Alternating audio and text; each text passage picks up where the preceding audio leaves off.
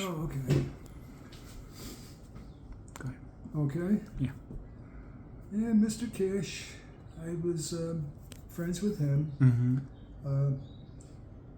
I lived in Tennessee for a year down in Greenville, Tennessee.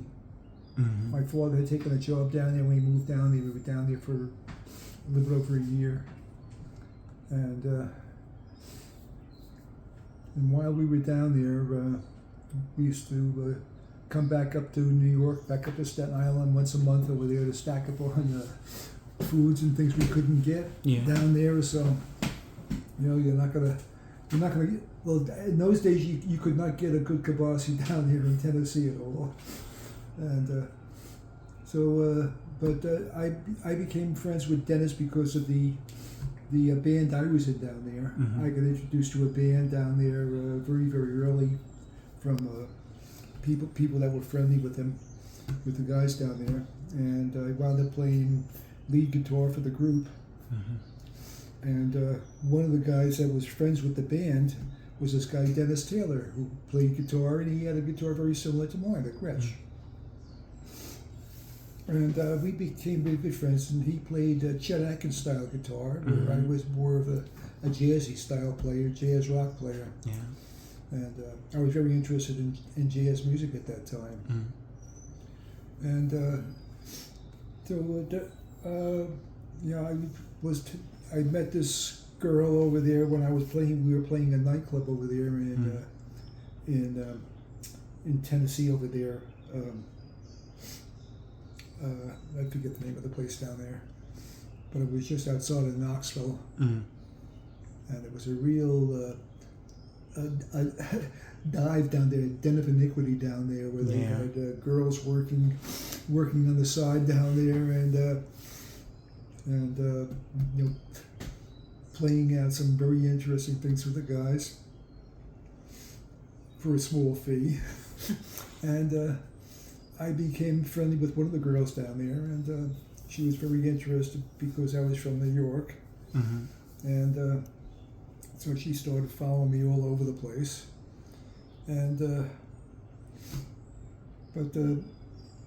what happened was she knew Johnny Cash. Mm-hmm. She was good friends with him, because Cash was originally from Tennessee too. And I believe he was from Tennessee. And but she used to tell me about him. And I wound up making a tape with Dennis and I with my tape recorder, and just the two of us playing. And we were doing some country songs, and we were doing, he was doing, standard country and western songs like Farther Along and, Just a Closer Walk with Thee, all these religious things and things like that. And I'd be more into the jazz and bluesy stuff, doing things like Brubeck and things like that, or so, and also doing things like The Ventures. Yeah.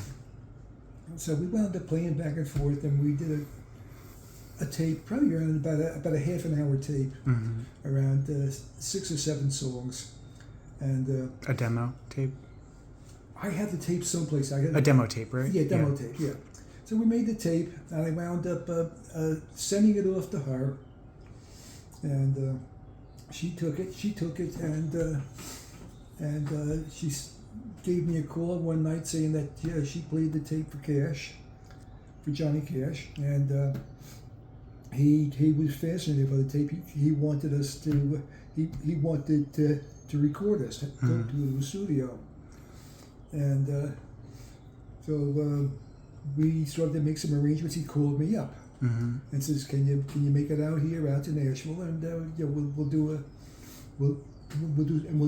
do something at, I forget what studio was out there. It was a pretty well-known studio." And so I wanted to go ahead and do it or so, but I talked it over with Dennis, the two of us, and at first he was interested in it, but then he went back home and told his parents and everything, and they didn't want him doing it at all. So they were very Southern Baptist religion type people or so, and they didn't believe in doing anything, the devil's music, anything that would that would exaggerate yourself in any way, or make yourself look glorious, or you had to be very, very calm and relaxed, and very, very religious. Yeah. So, but he couldn't go, so we had to cancel the trip. Yeah. Around what year was this? This is in '63. Jeez. I was 20 going on 21 at the time. Hmm. And Dennis, I think, was around 18, Yeah. 19. Hey, you guys were young. Yeah. Yeah, I talked to him on the phone and everything else, a few times, as a matter of fact. Mm. But, yeah, he wanted us to come out there and record us. Mm. And he was going to back us up for a demonstration record to take to these studios out there. Yeah. And I think at that time he was on Sun Records. Possibly, yeah. Yeah, Sun.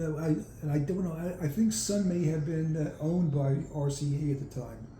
No, I'm not too sure. Yeah, but he was on Sun Records, and they were willing to put us out. Yeah. You know, to publish us. Mm. And so, but that was my chance. Mm.